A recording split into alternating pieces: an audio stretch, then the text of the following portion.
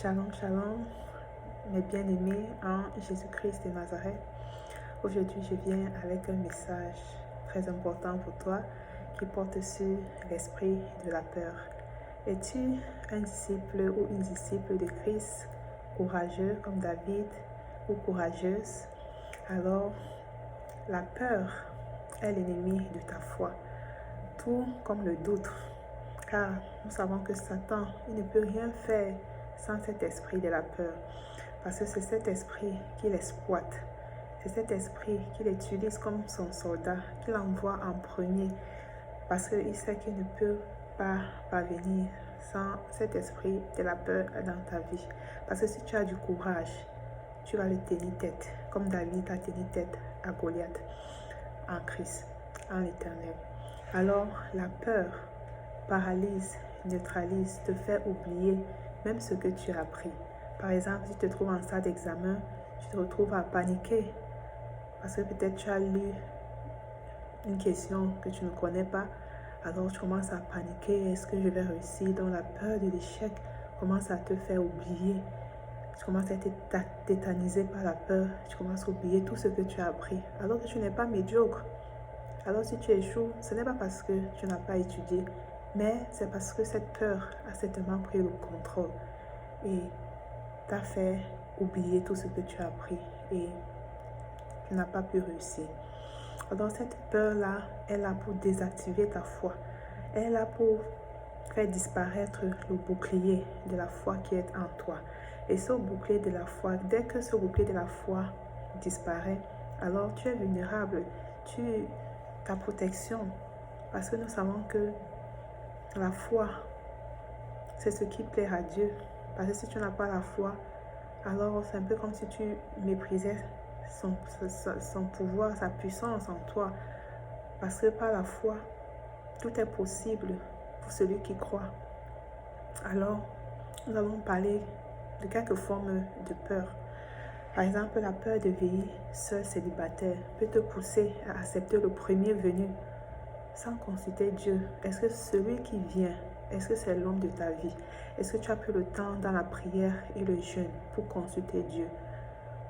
Alors, parce que, par exemple, à un certain âge, alors, par exemple, les parents vont dire, oh, on va seulement accepter. Par exemple, tu vas suivre peut-être les conseils des amis qui, par exemple, ne sont pas en crise, pourront te pousser à dire, ok, j'ai fait ceci, je suis allé en boîte de nuit, je suis allé ici, j'ai fréquenté certains milieux pour pouvoir rencontrer l'homme de ma vie.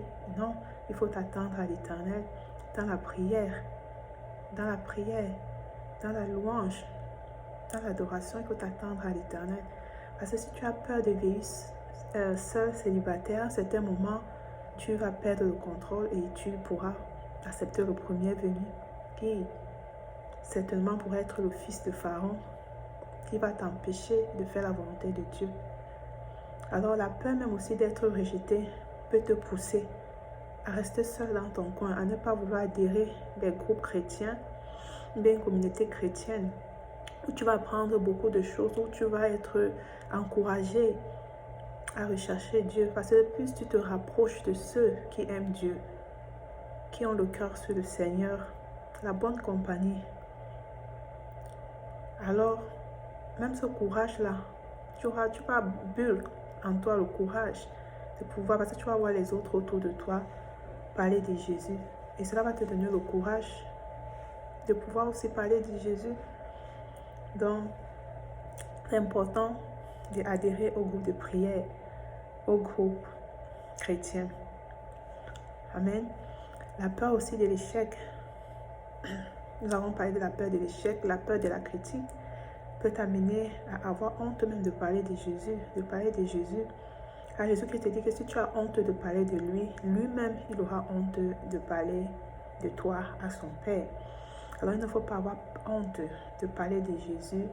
Là, il ne faut pas avoir honte ou bien avoir peur de prier à la maison. Parce que beaucoup de gens n'ont pas le courage de prier à la maison de peur que le mari les chasse de la maison, peur de divorcer à cause des menaces qu'ils reçoivent ou bien qu'elles reçoivent à la maison. Alors, elles n'arrivent pas à affirmer leur foi. Elles sont obligées de se cacher ou bien d'aller à l'extérieur.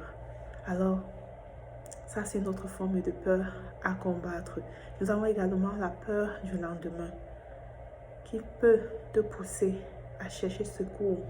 En Égypte, l'Égypte c'est le monde, aller chez Pharaon, chez Satan, entrer dans les sectes, aller tremper les mains dans des choses compliquées pour avoir ce que longtemps tu as cherché dans la prière et que tu n'as pas reçu parce que ça tardait à venir. Tu dois patienter. Tu dois patienter, tu dois t'attendre à Dieu, tu dois lui faire confiance. Tu dois dépendre du Seigneur, dépendre sur le Seigneur, pas sur tes propres forces, pas sur ta compréhension, pas sur ceux qui sont autour de toi, mais sur le Seigneur. Il y a même certains qui sont malades, mais parce qu'ils ont peur de mourir, ils ont peur de la maladie qu'ils ont, ils n'arrivent pas à trouver la guérison. Et nous avons vu que la peur, ça désactive la foi. Et le Seigneur dit dans sa parole que la foi du malade va le guérir. Donc c'est la foi qui va te guérir. Alors nous voyons à quel point la peur est un grand problème dans la vie du chrétien. C'est l'ennemi de la foi du chrétien. L'ennemi va utiliser les menaces, les intimidations, comme le cas de Goliath, qui a utilisé l'intimidation, les menaces pour insulter l'armée de Dieu, l'armée d'Israël. Et David, parce que David est venu avec cette audace, avec ce courage, avec cette hardiesse pour l'affronter. Pourquoi? Parce que cette foi est en lui. Il avait confiance en Dieu, il savait que Dieu était avec lui et allait combattre pour lui, allait le délivrer. Allait délivrer Israël par sa main. Donc, cette confiance que nous devons avoir de Dieu. Et nous devons aussi prendre pour exemple les disciples. Les disciples, on les défendait le palais de Jésus. Mais ils ont préféré mettre leur vie en péril pour Jésus. Ils ont dit c'est encore mieux d'obéir à Dieu que d'obéir aux hommes. Et cela, c'était dans Acte 4. C'est encore mieux d'obéir à Dieu que d'obéir aux hommes. Acte 4, 19. Ils ont préféré obéir à l'Éternel. Et nous avons vu Paul qui dit qu'il trouvait tout ce qui est dans ce monde de rien comparé à l'excellence de la connaissance de Dieu. Donc il ne regarde pas à ce qu'il n'a pas ou à ce qu'il a perdu. Dans ce courage qu'il a, le zèle qu'il a pour le Seigneur, c'est ce que Dieu attend pour nous ses disciples, pour nous ses enfants. Donc en tant que disciple de Jésus, tu dois dominer sur la peur. Tu dois vaincre l'esprit de la peur par la puissance que le Seigneur a déposée en toi, le Saint-Esprit. Alors, sinon, elle pourra t'amener à faire ce qui est contre la volonté de Dieu, à violer les principes spirituels, comme le cas de Saül.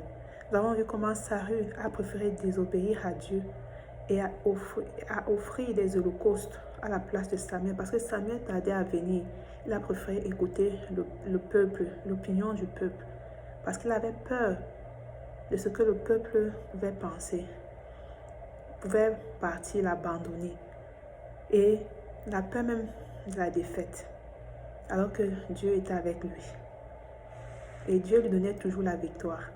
Donc nous devons savoir nous attendre à l'Éternel, même si le Seigneur tarde à répondre dans les prières, car il est en train d'agir derrière la scène à ta faveur. Alors Dieu a rejeté Saül. Moi j'aime dire Saül. Il a choisi David parce que David avait cette audace. David n'avait pas la peur. Il avait l'audace d'affronter la peur, de la sujetir. Et la meilleure façon, c'est d'aller annoncer l'évangile. La meilleure façon de vaincre cette peur, c'est d'aller annoncer l'évangile. En allant, tu vas vaincre tout genre de forme de peur. Tu vas vaincre la peur d'être insulté, la peur d'être critiqué, d'être mis en prison, la peur même du changement, parce qu'il y aura justement du changement dans ta vie. Ta famille va dire des choses contre toi parce que tu parles de Jésus, parce que tu es devenu enfant de Jésus. Ils ne vont pas comprendre cette nouvelle vie en toi parce qu'eux-mêmes ne vivent pas ça, ils n'ont pas encore donné leur vie en Christ. Alors, la peur du changement, tu vas vaincre cette peur. Alors, mon frère, ma soeur, laisse-toi à être utilisé par Dieu. Sors de ta zone de confort, afin qu'à travers toi, Dieu fasse des miracles, des prodiges, comme il a fait en utilisant Moïse, comme il a fait en utilisant Élie, Élisée, Pierre, Paul, comme il a fait en utilisant même Daniel et ses compagnons. Alors, fais toujours le bien, manifeste l'amour de Dieu autour de toi, annonce l'évangile et Dieu sera toujours avec toi. En étant un ou une conquérante des âmes pour l'Éternel, en travaillant dans le champ de l'Éternel, dans la moisson, rien ne pourra plus t'intimider.